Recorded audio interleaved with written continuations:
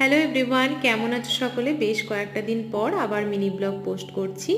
আর দেখতেই পাচ্ছ সামনে, আমি জানি না তোমরা বুঝতে পারছো কিনা, তবে সামনের তারে, লাইনের তারে একটা পাখি বসে আছে যে অনেকক্ষণ থেকে হাঁ করে বসেছিল।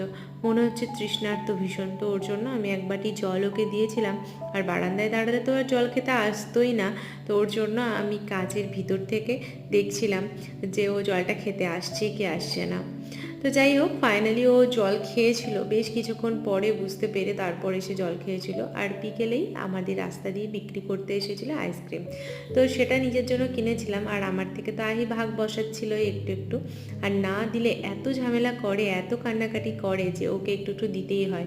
ভীষণ ভালোবাসে আইসক্রিম খেতে, কোল্ড ড্রিঙ্কস খেতে। যদিও বা আমরা দিই না, তবে ওই একটু ছুঁয়ে দিই আর কি। আর সেদিন ছিল আইর ভ্যাকসিনেশনের দিন, তাই আমি দাদার সাথে গিয়েছিলাম। যেহেতু দেশপ্রিয় ছিল না,